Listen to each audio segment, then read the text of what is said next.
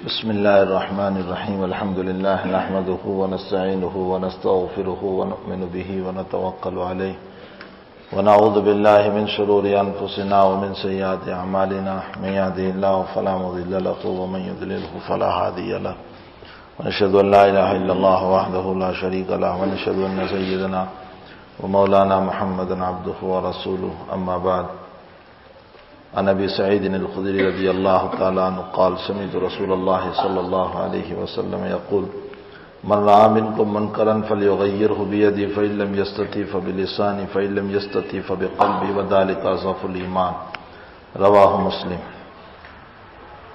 ابو سعید خدری رضی اللہ تعالیٰ عنہ فرماتے ہیں کہ رسول اللہ صلی اللہ علیہ وسلم سے میں نے سنا، تم میں سے کوئی اگر خلاف شریعت کام کرتے دیکھیں تو اپنے ہاتھ سے روک دیں اگر طاقت ہو، اگر ہاتھ سے روکنے کی طاقت نہیں تو زبان سے روک دیں، اور اگر اس سے بھی طاقت نہیں ہے تو اپنے دل میں برا سمجھے، اور یہ ایمان کا کمزور ترین درجہ ہے۔ اولاً تو یہ کہ آج جو ہے مجھے ایک سفر درپیش تھا، اس کے لیے ویسے تو میں نے تو منع ہی کیا تھا، لیکن اسماعیل بھائی نے کہا کہ ناگا ہو جائے گا، اس کے بجائے مغرب کے بعد ہی، تاکہ تسلسل باقی رہے اور بیچ میں چھوٹنے نہ پائیں۔ ویسے ہی مجھے اصل میں نکاح پڑھانے کے لیے تو آنا ہی تھا، اور پھر یہیں سے ٹرین بھی تھی، تو میں نے کہا ٹھیک ہے، اس لیے آج کے دن صرف مغرب کے بعد آپ لوگوں کو زحمت دی ہے، پھر بھی آپ کی یہ محبت ہے کہ اللہ کے رسول صلی اللہ علیہ وسلم کی محبت میں آپ اس وقت بھی حاضر ہوئے، یقیناً محبت کی دلیل ہے حضور پاک صلی اللہ علیہ وسلم سے۔ اللہ ہم سب کو اس محبت کے ساتھ قائم دائم رکھیں، اور محبت نبوی پر ہی موت دیں اور محبت نبوی پر ہی اٹھائیں۔ گزشتہ ہفتے جو بات چل رہی تھی وہ یہ تھی کہ امر بالمعروف اور نہی عن المنکر کرنا چاہیے، لیکن محبت کے ساتھ، پیار کے ساتھ، ایسے انداز سے امر بالمعروف اور نہی عن المنکر کریں کہ کسی کا دل نہ دکھے، طعن و تشنیع نہ ہو، اور کسی کے اوپر حملہ نہ ہو۔ اللہ تعالیٰ قرآن کریم میں فرماتے وَمَنْ أَحْسَنُ قَوْلًا مِّمَّنْ دَعَا إِلَى اللَّهِ وَعَمِلَ صَالِحًا۔ دوسری جگہ فرمایا ادع الی سبیل ربک بالحکمت والموعظۃ الحسنہ، اللہ کی طرف بلاؤ بڑی حکمت کے ساتھ اور اچھے انداز میں۔ موعظہ حسنہ کا معنی اچھے طریق سے نصیحت کر کے۔ اسی لیے میں نے اس سے پہلے ہفتے میں بتایا تھا کہ نبی کریم صلی اللہ علیہ وسلم پر کوئی انگلی نہیں رکھ سکتا ہے جو یہ کہیں کہ حضور نے مجھ کو کبھی طعنہ دیا، یا کبھی کوئی بات ایسی کہی کہ جس سے کسی کی دل شکنی ہوئی، کسی کا دل ٹوٹا۔ آپ نے کبھی اس طرح کی بات ارشاد نہیں فرمائی۔ معاذ علیہ صاحب رحمۃ اللہ علیہ جب آخری بیماری میں، جس بیماری میں آپ کا انتقال ہوا، دنیا سے رخصت ہوئے، تو آپ کے حالات میں لکھا ہے کہ ڈاکٹر اقبال کر کے جو آپ کی نگرانی کرتے تھے، آپ کو دیکھتے تھے، وہ اتفاقاً، وہ تو بڑے پابند تھے شریعت کے، لیکن اتفاقاً ان کا پاجامہ کچھ جلدی میں تخنوں سے نیچے ہو گیا تھا، تو وہ جب دوا وغیرہ دے کر جب واپس جانے لگے تو حضرت کی توجہ گئی ان کے پاجامے کی طرف، ان کی پینٹ کی طرف، تو حضرت نے بلایا اور فرمایا کہ ڈاکٹر صاحب دیکھو نا، ابھی آپ نے علاج کیا تو اس علاج میں میری لنگی جو ہے وہ گھٹنوں سے نیچے تو نہیں چلی گئی ہے، ذرا دیکھ لو۔ یہ نہیں کہا کہ تمہاری پینٹ جو ہے نیچے جا رہی ہے، کہا ذرا مجھے دیکھ لو نا، ابھی آپ نے کچھ مجھے علاج و معالجہ کیا تو کہیں اس میں میری لنگی نیچے تو نہیں چلی گئی نا، ورنہ کہیں شریعت کے خلاف نہ ہو جائے۔ یہ کیسے ہمارے بزرگان دین تھے کہ جو کبھی کسی کو دل شکنی ہونے کو پسند کرتے ہی نہیں تھے، اور کبھی یہ نہیں چاہتے تھے کہ ہماری ذات سے کسی کو تکلیف ہو جائے۔ ایک ایک بزرگ کی زندگی جب ہم پڑھتے ہیں تو ہمیں معلوم ہوتا ہے، حضرت اسماعیل شہید رحمۃ اللہ علیہ آپ نے نام سنا مولانا اسماعیل شہید رحمۃ اللہ علیہ، سب سے پہلے تو انہوں نے ہی بیڑا اٹھایا تھا آزادی ہند کے لیے، اور حضرت کی اس میں پھر شہادت ہوئی وہاں شاملی کے میدان میں حضرت کی وہاں شہادت ہوئی، اور ان کے بھائی احمد شہید رحمۃ اللہ علیہ وہ بھی شہید ہوئے۔ حضرت اسماعیل شہید رحمۃ اللہ علیہ کے سلسلے میں عجیب عجیب طرح کے واقعات بیان کیے جاتے۔ ایک مرتبہ حضرت دہلی کی جامع مسجد میں بات فرما رہے تھے، بیان فرما رہے تھے، اور کسی نے دوران مجلس حضرت سے کہہ دیا کہ مولانا میں نے سنا ہے کہ آپ حرامی ہو۔ اب اتنی بڑی بات فرمایا کہ مولانا اتنا بڑا مجمع، اور فرمایا کہ ہم نے سنا ہے کہ آپ حرامی ہو، یعنی آپ سے متعلق یہ ہے کہ آپ صحیح باپ کے بیٹے نہیں ہیں۔ تو میرے جیسا ہوتا تو نہ معلوم کتنے غصے ہو جاتا کہ اس مجمع میں میری رسوائی ہو رہی۔ مولانا نے بڑی عجیب انداز میں مولانا نے فرمایا کہ آج بھی میری ماں حیات ہے، میرے والد سے نکاح ہوا تھا، اور اس کے گواہ آج بھی موجود ہیں، اگر آپ چاہیں تو ان گواہوں کے پاس میں لے جاؤں، آپ ان سے معلوم کر لیں کہ میرے والد کا نکاح ہوا تھا یا نہیں۔ کیسے محبتانہ انداز میں مولانا ہی سے متعلق لکھا ہے کہ چاندنی چوک میں ایک عورت تھی جو فاحشہ اور بدکار تھی، تو حضرت کو پتہ چلا مولانا اسماعیل شہید رحمۃ اللہ علیہ کو، تو حضرت پہنچے۔ اس کا معمول تھا کہ بعد المغرب اس کے وہاں لوگ جایا کرتے تھے، اور پہلے سے نام لکھوانا پڑتا تھا۔ اس کا حسن و جمال ایسا تھا کہ لوگ نام لکھواتے تھے، تو حضرت نے بھی نام لکھوایا اپنا۔ اب لوگ حیران ہیں کہ حضرت مولانا اسماعیل شہید رحمۃ اللہ علیہ فاحشہ کے وہاں اپنا نام لکھوا رہے، لیکن بہرحال حضرت نے بھی اپنا نام لکھوایا، اور جو دن حضرت کو دیا گیا تھا حضرت بر وقت بعد المغرب نماز پڑھ کے دعا کر کے وہاں پہنچ گئے، اور پہنچنے کے بعد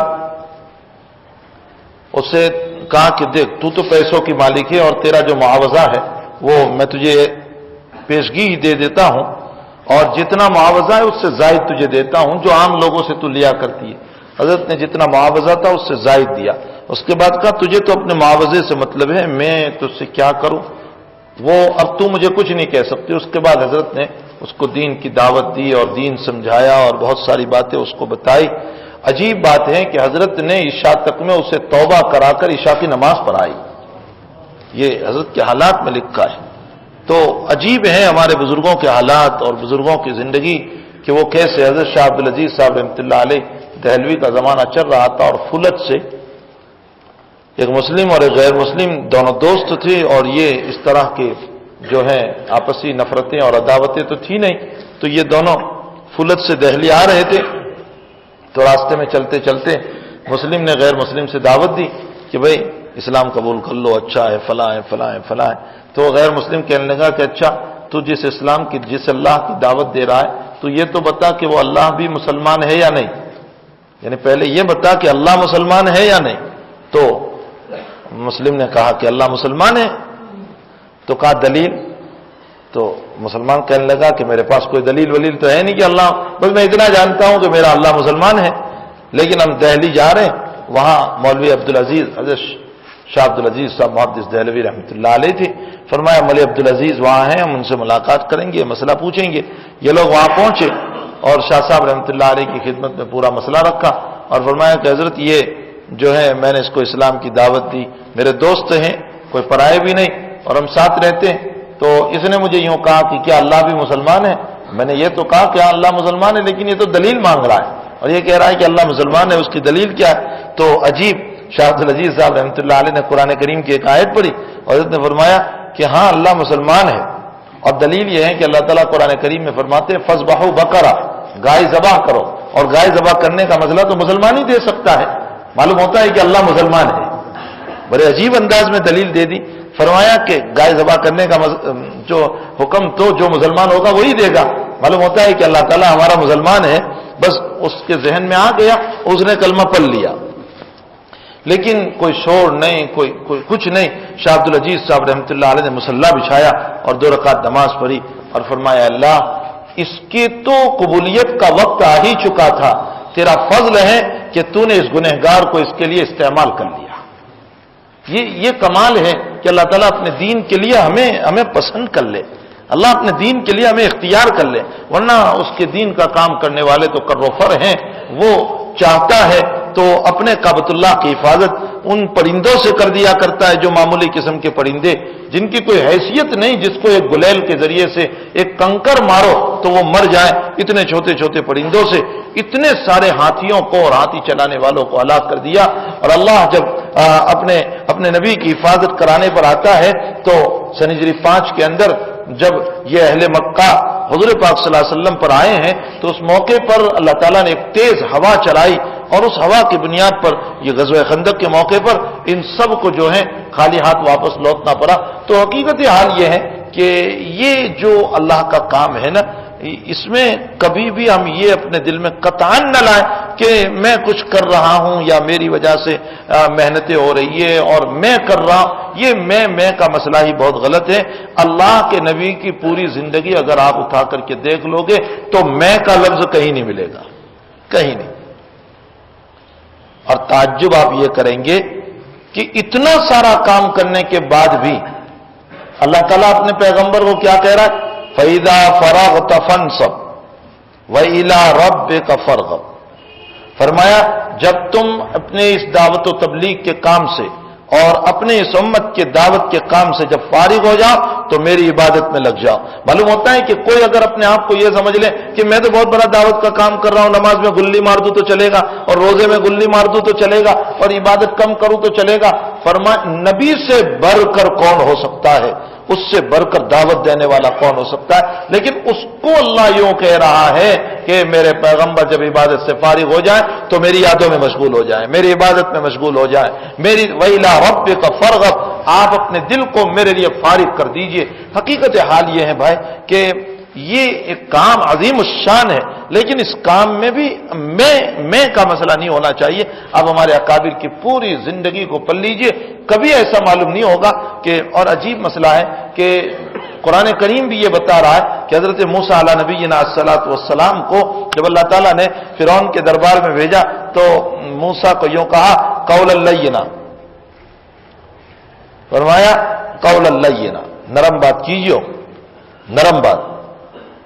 موسیٰ علیہ السلام کو کہہ رہے نرم بات کیجیے۔ اب یہاں سوال یہ ہوتا ہے کہ اللہ یہ موسیٰ کو تم جہاں بھیج رہے ہو وہ تو بہت بڑا جو ہے فرعونیت لیے ہوئے ہیں، خدائیت کا دعویٰ لیے ہوئے، اور تو پھر بھی یوں کہہ رہا ہے کہ نرم بات کیجیے۔ ہمارے مفتی شفیع صاحب رحمۃ اللہ علیہ اس پر تفسیر کرتے ہوئے معرف القرآن میں ایک عجیب بات لکھتے ہیں، فرمایا کہ جب موسیٰ علیہ السلام کو یوں کہا کہ نرم بات کیجیے تو تم موسیٰ سے بڑھ کر دائی نہیں اور تمہارا مقابل فرعون جیسا باغی نہیں۔ ہم جن کو دعوت دے رہے ہیں وہ فرعون کی طرح باغی ہے؟ نہ، وہ تو اتنا بڑا باغی تھا، اتنا بڑا کہ خدائیت کا دعویٰ آنا ربکم الاعلی، میں سب سے بڑا رب، اس کا دعویٰ تھا نا ربکم الاعلی۔ اور ایک حکمت کی بات ایک عجیب بتاؤں کہ قرآن کریم جب اس پر گفتگو کرتا ہے فرعونیت پر تو عجیب ہے کہ فرعون سے بدتر قرآن کریم نے ابو جہل کو بتایا، ابو جہل کو فرعون سے بھی بدتر بتایا قرآن نے۔ جب فرعون کا بیان قرآن کر رہا ہے نا تو اللہ یوں کہہ رہا ہے انہ طغی، وہ سرکش تھا، اور جب ابو جہل کا بیان قرآن کریم کر رہا ہے ان الانسان لیطغی، تاکید در تاکید در تاکید، ان حرف مشبہ بالفعل، الانسان جملہ اسمیہ، لیطغی میں لام تاکید کا، تاکید در تاکید، ان الانسان لیطغی، اگر اپنی زبان میں ترجمہ کرو تو یوں ترجمہ ہوگا کہ ابو جہل بڑا ہی خطرناک باغی تھا۔ سوال یہ ہوتا ہے کہ کیا ابو جہل فرعون سے بھی بدتر تھا؟ جی، فرعون سے بھی بدتر تھا۔ قرآن یہ بتا رہا ہے کہ فرعون سے بھی بدتر تھا۔ کیسے؟ فرعون تو کم سے کم جب ڈوب رہا ہے، جب یہ غرق ہو رہا ہے تو اس کا کلام اللہ نے قرآن کریم میں نقل کیا، اس نے یوں کہا ڈوبتے ڈوبتے آمنت برب ہارون و موسیٰ،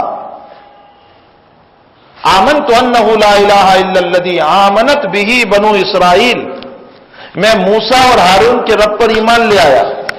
کیا کہہ رہا ہے؟ میں موسیٰ اور ہارون کے رب پر ایمان لے آیا، اگرچہ وہ عالم غرغرہ تھا، عالم نزاعت تھا، عالم سکرات تھی، اور عالم سکرات کا ایمان معتبر نہیں ہوتا، اس لیے اس کا ایمان معتبر نہیں، لیکن یاد رکھو بعض اکابر اس کو بھی مومن کہہ رہے ہیں، بعض اکابر نے فرعون کو مومن کہا ہے۔ محی الدین ابن عربی رحمۃ اللہ علیہ یہ فرماتے ہیں کہ فرعون ناجی ہے، جنت میں جائے گا، اور وہ یوں کہہ رہے ہیں کہ یہ مرتے وقت کہہ رہا ہے آمنت برب ہارون و موسیٰ۔ جمہور یہ فرماتے ہیں کہ یہ تو سکرات کا عالم ہے اور اس کا ایمان معتبر نہیں۔ محی الدین ابن عربی فرماتے ہیں کہ سکرات کا عالم کہاں، یہ تو اپنے ہوش و آواز میں بول رہا ہے۔ بہرحال وہ اس بات کے قائل ہیں کہ وہ ناجی ہیں، بلکہ محی الدین ابن عربی فرماتے ہیں کہ وہ جنت میں جائے گا، لیکن جمہور علماء کرام فرماتے ہیں کہ ہر آدمی کی سکرات اس کے مطابق ہوتی ہے۔ ایک عام مر رہا ہے، اس کی سکرات اس کے مطابق، ایک ڈوب رہا ہے تو اس کی سکرات اس کے مطابق۔ تو یہ ڈوبنا اور گوتے لگانا یہی خود اس کی سکرات کی دلیل ہے۔ اس لیے حقیقت حال یہ ہے کہ وہ ناری ہے، جہنم میں جائے گا۔ شیخ ہشام ابن عمر یہ بھی فرعون کے مسلمان ہونے کے قائل ہیں، تو ان کی ابو شاہنہ الحنفی رحمۃ اللہ علیہ سے بحث ہو گئی اس مسئلے پر۔ ابو شاہنہ نے فرمایا کہ نہیں، یہ ناری ہے، جہنمی ہے، اور اس کا ایمان معتبر نہیں ہے، یہ جہنم میں جائے گا۔ وہ کہنے لگے کہ نہیں، یہ جنت میں جائے گا۔ دلائل ہوئے، دونوں طرف سے مناظرہ ہوا، لیکن وہ اپنی بات پر اڑے رہے کہ نہیں، یہ عالم سکرات تھا ہی نہیں۔ دوسرے دن ابو شاہنہ مل گئے راستے میں انہی سے، ہشام سے، تو ان کو یوں کہا سلام علیکم یا اخا فرعون، سلام علیکم یا اخا فرعون، فرمایا سلام علیکم فرعون کے بھائی صاحب۔ وہ کہنے لگے ہشام کہ تم نے مجھے فرعون کا بھائی بنا دیا۔ تو کہا کل تم یہ ثابت کر چکے ہو کہ فرعون مسلمان ہے، تو مسلمان کا بھائی ہوتا ہے، اس لیے تم اس کے بھائی ہو گئے۔ اس پر ان کو بہت برا لگا۔ بہرحال بعض علماء اس میں بھی اس بات کے قائل ہیں کہ وہ جنت میں جائے گا، لیکن جمہور علماء کرام کا مسلک یہ ہے کہ وہ عالم سکرات ہے، عالم سکرات کا ایمان معتبر نہیں ہے۔ تو فرعون سے متعلق تو قرآن یہ کہہ رہا ہے کہ انہ طغی، وہ شرکس تھا۔ ابو جہل سے متعلق کہہ رہا ہے ان الانسان لیطغی، بہت بڑا شرکس تھا۔ کیوں؟ اس کی وجہ یہ ہے کہ فرعون سے بدتر ہے ابو جہل۔ فرعون تو کم سے کم مرتے وقت یہ بھی کہا اس نے آمنت برب ہارون و موسیٰ، میں موسیٰ اور ہارون کے رب پر ایمان لے آیا، میں بنی اسرائیل کے رب پر ایمان لے آیا۔ لیکن ابو جہل کیا کہنے لگا؟ بدر میں جب مارا گیا تو مرتے وقت اس نے کہا میری گردن نیچے سے کاتیو تاکہ کتی ہوئی گردن میں سب سے اونچے میری گردن رہے۔ اس نے مرتے مرتے بھی تکبر کیا۔ اس کا تکبر تا دم آخر نہیں چھوتا، اس لیے قرآن کریم نے اس کو ابو جہل سے بھی فرعون سے بھی بدتر بتایا، اور یہ کہا کہ انسان مرتے وقت تو کم سے کم اللہ کی طرف رجوع ہو ہی جاتا ہے، لیکن یہ تو مرتے وقت بھی غرور اور تکبر کرنے لگا۔ اس لیے ابو جہل کو، اور اسی لیے حضور پاک صلی اللہ علیہ وسلم نے فرمایا لِكُلِّ أُمَّةٍ فرعون، ہر امت میں فرعون ہوتا ہے۔ اللہ کے نبی نے فرمایا میری امت کا فرعون ابو جہل ہے۔ حضور پاک صلی اللہ علیہ وسلم نے اسے اپنی امت کا فرعون قرار دیا۔ بہرحال تکبر بھائی بہت بری چیز ہے۔ تکبر جو ہے نا وہ اتنی بدترین چیز ہے کہ اللہ تعالیٰ یہ حفاظت فرمائے، اور ہمیں پتہ بھی نہیں چلتا کہ ہم تکبر کر رہے ہیں۔ ہمارے کبھی کبھی جملے اس طرح کے ہو جاتے ہیں کہ ہم ایسا سمجھتے ہیں کہ اس میں کیا ہوا، لیکن وہ ہمارے جملے کبھی ہمیں ہلاک کر دیا کرتے۔ ایک حکمت کی بات قرآن کریم سے اور یاد آ گئی۔ ادھر موسیٰ علیہ السلام کو یوں کہا گیا کہ تم فرعون کے پاس جا رہے ہو نا، نرم بات کیجیے، آنکھیں نہ بتائیو، تیور نہ چڑھائیو، آستین مت بتائیو، ذرا نرم قول لینا۔ سوال یہ ہوتا ہے کہ اللہ تو جس فرعون کے پاس بھیج رہا ہے وہ بڑا خطرناک اور بڑا جو ہے خدائیت کا دعویٰ کرنے والا باغی، اور تو ابھی کہہ رہا ہے کہ نرم بات کیجیے۔ تو عجیب حکمت لکھی ہے اس پر، عجیب حکمت۔ علامہ راضی رحمۃ اللہ علیہ نے، علامہ ابن قیم جوزی رحمۃ اللہ علیہ نے حکمت یہ لکھی ہے کہ اصل میں اللہ تعالیٰ موسیٰ علیہ السلام کو یہ بتانا چاہتے ہیں کہ موسیٰ تم جس کو دعوت دینے جا رہے ہو نا، اس کے گھر کی تم نے روٹی کھائی ہے، بچپن میں تم وہیں پڑے ہوئے، اس کے گھر کی تم نے روٹی کھائی، اس کے کپڑے پہنے ہیں، اسی کا نمک کھایا۔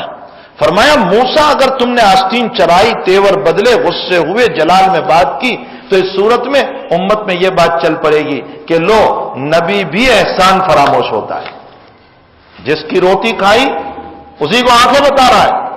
فرمایا میرے نبی تیری شان کے خلاف ہیں کہ تو اس طرح کرے۔ یہی وجہ ہے کہ آپ دیکھیے کہ نبی اکرم صلی اللہ تعالی علیہ وسلم کو جب امت کی تبلیغ کا مسئلہ آیا، سب سے پہلے یا ایھا المدثر قم فانذر وربک فکبر، اور آپ جو ہیں صفا پہاڑی پر چڑھے، اور صفا پہاڑی پر چڑھ کر کے آپ نے سب کو دعوت دی، یا ایھا الناس قولوا لا الہ الا اللہ تفلحون، اے لوگوں کلمہ پڑھ لو کامیاب ہو جاؤ گے. اور پھر ہر ایک قبیلے کا نام لے کر کہا اے فلاں اے فلاں اے فلاں، سب کا نام لے کر. پھر اپنے رشتہ داروں کا نام لے کر کہا اے چچا یا امی فلاں یا امی فلاں، سب کا نام لے کر آپ نے کہا. اس وقت ابو لہب یوں کہنے لگا کہ تبا لک یا محمد لہذا جماعتنا، ارے محمد تیرے ہاتھ ٹوٹ جاوے، تیرے ہاتھ بدعا دے رہا، تیرے ہاتھ ٹوٹ جاوے، تو نے اس لیے ہم کو یہاں بلایا تھا کہ تو ہمارے باپ کے مذہب کو چھڑاوے، تو نے اس لیے ہم کو دعوت دی تھی یہاں کہ تو ہمارے باپ کے مذہب کو چھڑائے. یہاں ابو لہب نے اپنے پیغمبر کو بددعا دی، لیکن یہ بددعا تھوڑے ہی لگے گی. نبی کریم صلی اللہ علیہ وسلم کو یاد رکھو حق پر بددعائیں نہیں لگا کرتی، حق پر بددعائیں نہیں لگا کرتی. بہت سارے لوگ ڈراتے رہتے ہیں کہ بددعا دے دوں گا، حق پر بددعا نہیں لگتی ہے. ہاں اگر مظلوم ہے تو اس کی بددعا لگتی ہے، باقی کوئی آدمی حق کا کام کر رہا ہے تو حق والوں کے لیے بددعا نہیں لگا کرتی ہے، تو اس کی بددعا تھوڑے ہی لگے گی. اب معاملہ کس کا تھا؟ ابو لہب کا اور بھتیجے کا، یعنی نبی کریم صلی اللہ علیہ وسلم کا. ابو لہب نے اپنے بھتیجے کو یوں کہا تبا لک یا محمد لہذا جماعتنا، محمد تیرے ہاتھ ٹوٹ جائے، کیا تو نے ہم کو اس لیے جمع کیا؟ قرآن کریم دیکھیے، قرآن ایک بددعا اتار رہا ہے. تبت یدا ابی لہب، 30ویں پارے میں تبت یدا ابی لہب وتب، دوبارہ اللہ کہہ رہا ہے اے ابو لہب تیرے ہاتھ ٹوٹ جاوے، تو میرے نبی کو کہہ رہا ہے تیرے ہی ہاتھ ٹوٹے.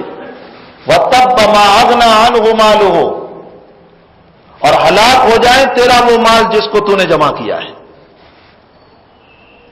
ما کسب جس کو تو نے کمایا ہے سب تیرا ہلاک ہو جائے.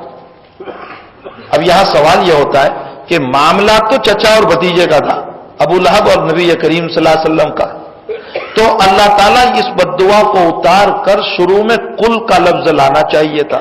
اللہ یوں فرماتے قل تبت یدا ابی لہب، اے پیغمبر آپ بھی بددعا دے دیجئے.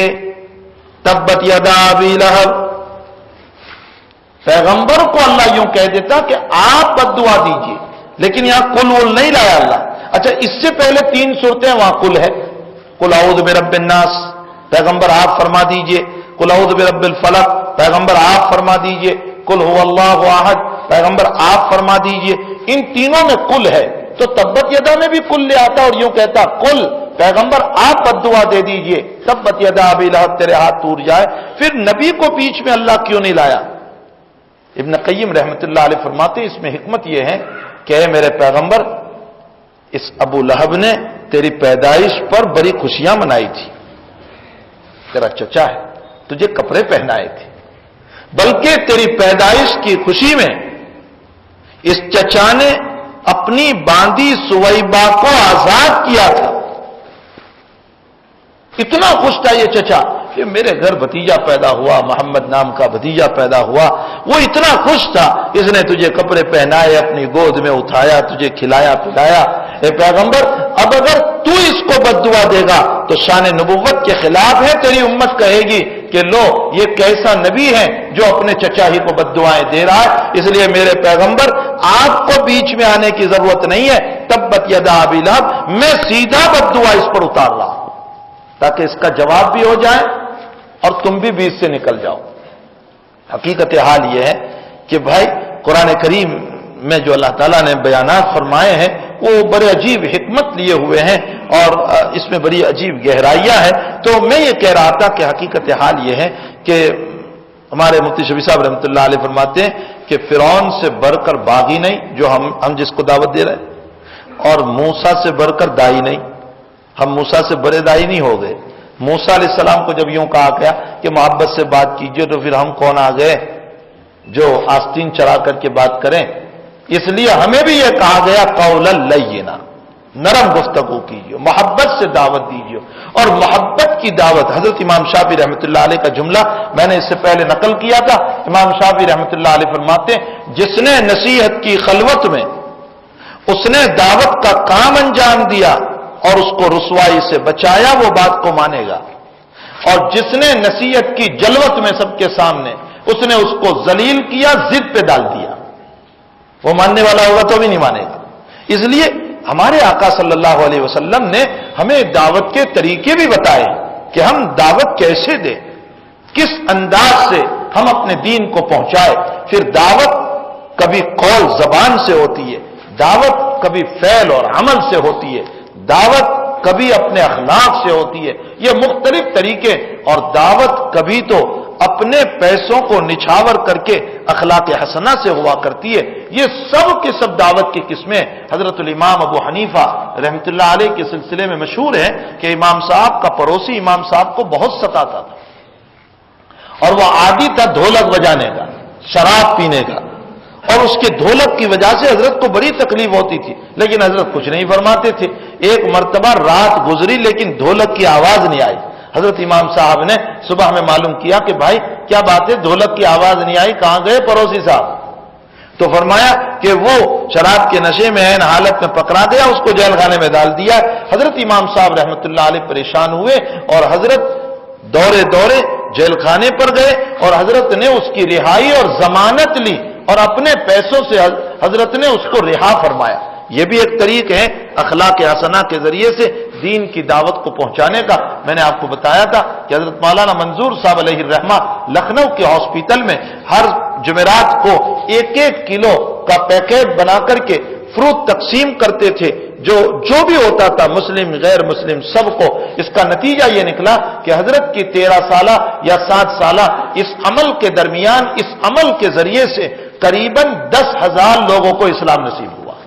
بھلا 1-1 کلو کی حیثیت کیا ہوا کرتی ہے، لیکن اخلاق حسنہ اصل ہوا کرتے، اور یہ اخلاق حسنہ انسان کو کہاں سے کہاں پہنچا دیتے۔ دعوت و تبلیغ زبان سے بھی ہوتی ہے، دعوت و تبلیغ اخلاق سے بھی ہوتی ہے، دعوت و تبلیغ اپنے اعمال سے بھی ہوتی ہے۔ یہ تمام دعوت کے طریقے ہیں۔ اللہ تعالی ہم تمام کو اپنے اکابر کے نقش قدم پر محبت اور پیار کے ساتھ امت میں دعوت کو چلانے کی توفیق عطا فرمائے۔ اسی لیے اس وقت یہ جو دعوت کی محنت ہے یہ عظیم محنت ہے، اور یہ ایسی محنت ہے کہ جو آدمی اخلاص کے ساتھ اس میں لگتا ہے خود اس کی زندگی بنتی ہے، اور نہ معلوم اس کے ذریعے سے کتنوں کی زندگی بن جاتی ہے۔ اللہ ہم سب کو دعوت کے کام کو سمجھ کر سلیقے سے سنت کے مطابق جیسے نبی کریم صلی اللہ علیہ وسلم کرتے تھے، اللہ ہم سب کو ان اصول کے ساتھ، ان ضوابط کے ساتھ، ان قواعد کے ساتھ اللہ ہم کو کرنے کی توفیق عطا فرمائے۔ حضرت ابو سعید خدری رضی اللہ تعالیٰ عنہ فرماتے ہیں کہ میں نے رسول اللہ صلی اللہ علیہ وسلم کو یہ فرماتے ہوئے سنا۔ تفصیلی روایت مسلم شریف کی ہے جو یہاں نقل نہیں کی گئی۔ مسلم میں اصل مسئلہ یہ ہے کہ مروان جب بادشاہ بنا، عبد الملک کا بیٹا، عبد الملک ابن مروان کا بیٹا، عبد الملک ابن مروان، عبد الملک کا باپ، یہ جب بادشاہ بنا ہے، بنو امیہ کا دور چل رہا تھا، یہ جب بادشاہ بنا تو یہ اپنے خطبے میں حضرت علی رضی اللہ تعالیٰ عنہ کو گالیاں دیتا تھا، اس لیے کہ یہ اس معاویہ رضی اللہ تعالیٰ عنہ کی جماعت میں سے تھے۔ اب معاویہ تو دنیا سے رخصت ہو گئے، سب رخصت ہو چکے تھے، یزید بھی دنیا سے چلا گیا، اور اس کے بعد مروان کا دور آیا، عمر بن عبدالعزیز رحمۃ اللہ علیہ بھی چلے گئے، تو مروان کا دور، عمر بن عبدالعزیز سے پہلے یہ ہے مروان۔ جب مروان کا دور آیا تو یہ اپنے خطبے میں حضرت علی رضی اللہ تعالیٰ عنہ پر سب و شتم کرتا تھا، گالی گلوچ کرتا تھا خطبے میں، تو لوگ اس کے عید کا خطبہ نہیں سنتے تھے، نماز پڑھی اور چلے جاتے تھے۔ تو اس نے کیا کیا، ایک مرتبہ یہ سوچا، عید الفطر کا موقع تھا، اس نے یہ سوچا کہ لوگ عید کے بعد تو بیٹھتے نہیں، نماز کے بعد لاؤ نماز سے پہلے ہی خطبہ دوں، تو ظاہر سی بات ہے کہ اب تو لوگوں کو نماز کی وجہ سے بیٹھنا ہی پڑے گا، اور جب نماز کی وجہ سے بیٹھیں گے تو میں اپنے خطبے میں خوب گالی گلوچ کر لوں حضرت علی رضی اللہ تعالیٰ عنہ پر۔ اس نیت سے مروان ممبر کی طرف جا رہا تھا عید کے دن خطبے کے لیے نماز سے پہلے۔ ایک آدمی کھڑے ہو گئے، روایتوں میں ان کے نام کا تذکرہ نہیں ہے کہ وہ کون تھے، بس ایک آدمی کھڑے ہوئے، فجاء رجل، ایک آدمی آئے، اور آنے کے بعد مروان کو یوں کہا کہ السلام قبل الخطبہ، ہاکذا سنت رسول اللہ صلی اللہ علیہ وسلم، پہلے نماز ہوگی پھر خطبہ ہوگا، یہ نبی کی سنت ہے، تو نبی کی سنت کے خلاف کر رہا ہے۔ بادشاہ کو داد دیا۔ ابو سعید خدری رضی اللہ تعالیٰ عنہ اس وقت وہیں تھے، حضرت ابو سعید خدری رضی اللہ تعالیٰ عنہ نے اس وقت کھڑے ہو کر حدیث سنائی، یہ حدیث تھی۔ ابو سعید فرماتے ہیں کہ اس آدمی نے صحیح کہا ہے، میں نے نبی کریم صلی اللہ علیہ وسلم سے سنا ہے کہ تم میں سے کوئی اگر خلاف شریعت کام دیکھیں اور طاقت ہے مار کر روکنے کی تو فلیغیرہ بیدہ، مار کر روکے. جیسے باپ کو اولاد پر حق ہے کہ مار کر روکے استاذ کو، لیکن آج کل تو یورپی تہذیب ایسی آ چکی ہے کہ مارنا وارنا تو بہت دور کی بات ہو گئی. اب تو وہ یورپ کا کلچر ہی چل پڑا ہے، ورنہ پوری سیرت اٹھا کر کے آپ دیکھیں تو اس کے اندر تو علم دین بغیر مارے ہوئے آتا ہی نہیں ہے. اور علم دین آپ میں سے بھی جن لوگوں نے پڑھا ہے مار کے ساتھ ہی پڑھا ہے، اور علم دین مار سے ہی آتا ہے. ایک واقعہ آپ کو سناؤں. ہارون رشید کا بیٹا مامون الرشید استاذ پڑھا رہے تھے اور اتنے میں وزیر بلانے آیا ہارون رشید کا. تو استاذ نے مامون رشید کی پٹائی کی تھی، وہ رو رہا تھا اور اتنے میں وزیر بلانے آیا. تو استاد ڈر گئے کہ اب بادشاہ کو پتا چلے گا ہارون رشید کو میری خیر نہیں رہنے دیں گے، اور بہت بڑا ہے ہارون رشید. تو استاد ڈر گئے. تو مامون رشید جو طالب علم تھے، بچے تھے ہارون رشید کے بیٹے، انہوں نے جلدی جلدی منہ پوچھا اور وزیر سے کہا کہ میرا سبق سنانا باقی ہے، میرا سبق پورا ہوگا تب میں آؤں گا. یہ کہہ کر وزیر کو روانہ کر دیا. اور پھر مامون رشید استاذ کے پاس اٹھ کر گئے اور یہ کہا کہ حضرت آپ نے مجھے مارا ہے، شاید آپ ڈر رہے ہیں کہ میں ابا کو بتا دوں گا. فرمایا آپ 100 مرتبہ مارو گے تو بھی نہیں بتاؤں گا. بادشاہ کا بیٹا ہے. اور تب جا کر مامون رشید جو ہیں اس کو حدیث کا ملکہ پیدا ہوا. ایسے کتنے واقعات ہیں. بخاری شریف میں ایک واقعہ ملتا ہے کہ حضرت اکرمہ رضی اللہ تعالیٰ عنہ فرماتے ہیں کہ میرے استاد عبداللہ ابن عباس رضی اللہ تعالیٰ عنہما میرے پاؤں میں بیریاں ڈال دیتے تھے، مجھے سانکروں سے باندھ دیتے تھے اور روم میں بند کر دیتے تھے. فرمایا میں نے اس طرح علم حاصل کیا. لیکن کیسا علم؟ اکرمہ رحمت اللہ علیہ کا دنیا جانتی ہے کہ اکرمہ کا علم، امام ابو حنیفہ فرماتے ہیں کہ اکرمہ کا نام جب آتا ہے تو میرے دل سے دعائیں نکلتی ہیں. وہ علم حضرت اکرمہ رحمت اللہ علیہ کو اللہ تعالیٰ نے عطا فرمایا. بہرحال بہت سارے دلائل ملتے ہیں، لیکن یہ بھی چاہیے کہ ماننے والا بھی مخلص ہو. براز نکالنا مقصود نہ ہو، اور بیوی کا جھگڑا نکالنا مقصود نہ ہو، اور گھر کے سارے قصور نکالنا مقصود نہ ہو، اور جو ہیں دوسرے جھمیلے اور ٹینشن یہاں نکالنا مقصود نہ ہو، اور کوئی ویر لینا مقصود نہ ہو. اخلاص. اور اخلاص بھی کیسا؟ ابھی تو 2 چپٹ مار دیے، 10 منٹ کے بعد بلاؤ، اس بچے سے پیار کرو، 5 روپے دے دو. خدا پاک کی قسم وہ بچہ اپنے استاذ کے اس احسان کو کبھی نہیں بھولے گا، بلکہ وہ بڑا ہو کر یہ کہے گا کہ میرے استاذ نے میری تربیت کی تھی، مجھے بنایا تھا. شرط یہ ہے کہ وہ مار بھی اخلاص کے ساتھ ہو. اگر اخلاص نہیں ہے تو ظاہر سی بات ہے کہ پھر یہ مار حالات لے کر آتے ہیں، پریشانیاں لے کر آتے ہیں، مصیبتیں لے کر آتے ہیں، پھر بڑے حالات کا سامنا کرنا پڑتا ہے. تو بہرحال اگر طاقت ہو تو ہاتھ سے روکے، لیکن اگر طاقت نہیں ہے، بادشاہ کو طاقت ہے بادشاہ ہاتھ سے روکے، باپ کو طاقت ہے اپنی اولاد کو ہاتھ سے روکے. اگر ہاتھ سے روکنے کی طاقت نہیں، فَإِن لَّمْ يَسْتَطِعْ فَبِلِسَانِهِ، زبان سے بیان کریں، محبت سے کہیں. اگر یہ بھی طاقت نہیں ہے تو نبی علیہ السلام فرماتے ہیں کہ کم سے کم دل میں تو برا سمجھو کہ یہ جو کر رہا ہے اچھا نہیں کر رہا ہے، یہ نبی کی بغاوت کر رہا ہے، یہ قرآن کے خلاف کر رہا ہے، یہ سنت کے خلاف کر رہا ہے. یہ اللہ مجھے طاقت نہیں ہے، مجھے قوت نہیں ہے، اس لیے میں کچھ نہیں کر سکتا ہوں، لیکن یہ اللہ مجھے قوت ہوگی تو میں ضرور جو ہے میں روکنے کی تدبیر کروں گا. فرمایا وَذَلِكَ أَضْعَفُ الْإِيمَانِ، اللہ کے نبی علیہ السلام فرماتے یہ ایمان کا سب سے کم درجہ ہے، اس کے بعد ایمان نہیں. اس کا مطلب یہ نکلا کہ کوئی گناہ کر رہا ہے اور میں دل میں برا بھی نہیں سمجھ رہا ہوں تو اس کا مطلب میں راضی ہوں، اور گناہ پر راضی ہونا یہ بھی گناہ ہے. اگر کوئی گناہ کر رہا ہے اور میں مجھے جو ہے اس پر کوئی دل میں ندامت نہیں، افسوس نہیں، تو اس کا مطلب میں خوش ہو رہا ہوں. اور جب میں خوش ہو رہا ہوں تو بھلا گناہ پر خوش ہونا یہ بھی ایک قسم کا گناہ ہے. اس لیے بھائی کم سے کم اتنا تو آپ کر سکتے ہیں نا کہ اپنے دل میں برا سمجھے اس کو، اس کا بھی بہت بڑا فائدہ ہوگا.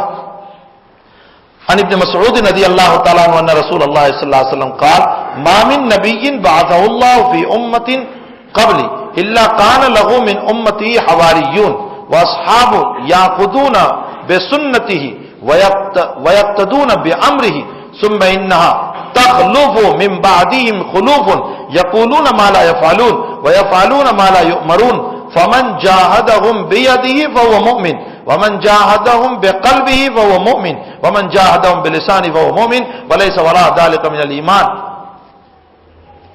حبۃ خردل رواہ مسلم۔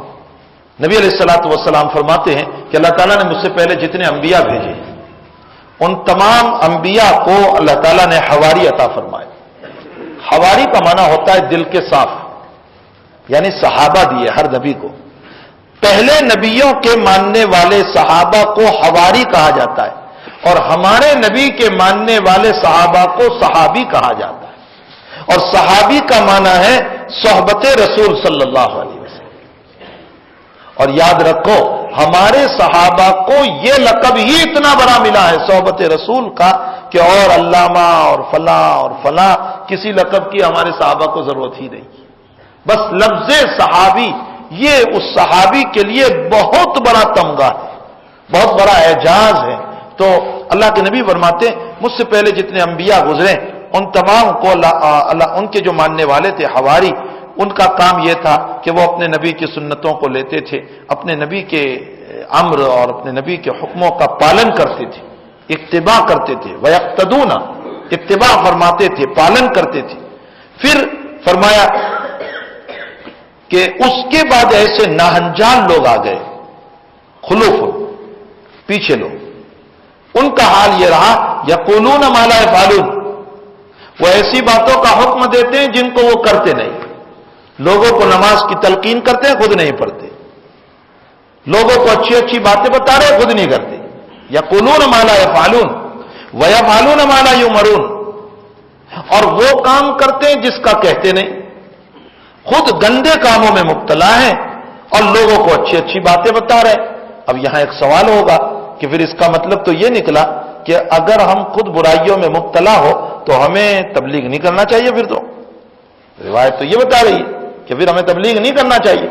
قرآن کریم کی آیات یہ بتا رہی ہے کہ دیکھو دعوت و تبلیغ ایک علیحدہ شعبہ اور فرض ہے، اور اپنے اچھے کام کرنا ایک علیحدہ مسئلہ ہے۔ اگر ہم اچھے کام نہیں کرتے اور ساتھ ساتھ دعوت بھی نہیں دیتے تو دو کاموں کا گناہ ہوگا، اور اگر ہم خود گناہ تو کر رہے ہیں لیکن دعوت و تبلیغ نہیں کر رہے تو ایک کام چھوٹا ہم سے۔ اگر ہم گناہ تو کر رہے ہیں لیکن دوسری طرف دعوت و تبلیغ بھی کر رہے ہیں تو دعوت و تبلیغ اپنی جگہ ایک علیحدہ امر ہے اور اپنے کام کرنا ایک علیحدہ امر ہے۔ اگر ہم دعوت و تبلیغ کر رہے ہیں اور خود نہیں کر رہے ہیں تو یاد رکھو ہمارے گناہ کا تو ہمیں گناہ ہوگا لیکن دعوت و تبلیغ کا فریضہ ادا ہو جائے گا۔ یہاں سے یہ مسئلہ معلوم ہوا کہ بعض لوگ یوں کہہ دیتے ہیں کہ جو اچھے کام نہ کرتا اس کو دعوت و تبلیغ نہیں کرنا چاہیے، بہت غلط بات ہے۔ شریعت نے دعوت و تبلیغ، حضور پاک صلی اللہ تعالی علیہ وسلم نے حجۃ الوداع میں جو خطبہ دیا تھا اس میں آپ نے ارشاد فرمایا تھا بلغوا انی ولو آیہ، پہنچاؤ میری طرف سے چاہے تمہارے پاس میری ایک بات کیوں نہ ہو، ایک بات بھی ہو تو دوسروں تک پہنچاؤ۔ اس سے یہ معلوم ہوتا ہے کہ بھائی ہاں یہ اور مسئلہ ہے کہ انسان خود بھی اچھے اعمال کریں دعوت و تبلیغ کے ساتھ تو بہت اچھا ہے، سونے پر سہاگا ہو جائے گا، پھر ہماری بات میں بھی جان پیدا ہوگی، پھر لوگ اللہ تعالیٰ ہماری باتوں میں اثر پیدا کرے گا، یہ اور مسئلہ ہے۔ لیکن اگر کوئی برائی کر رہا ہے تو اس کا یہ مطلب نہیں ہے کہ جو برائی کرتا ہو وہ دعوت و تبلیغ بھی نہ کرے۔ دعوت و تبلیغ ایک الگ شعبہ ہے اور برائی کرنا ایک الگ شعبہ ہے۔ اگر وہ اپنی ذات سے برائی کر رہا ہے اس کا گناہ ہوگا، لیکن دعوت و تبلیغ وہ کر سکتا ہے۔ کرنے تو دونوں کام چاہیے، خود بھی اچھے کام کرے اور دعوت و تبلیغ بھی کرتا رہے۔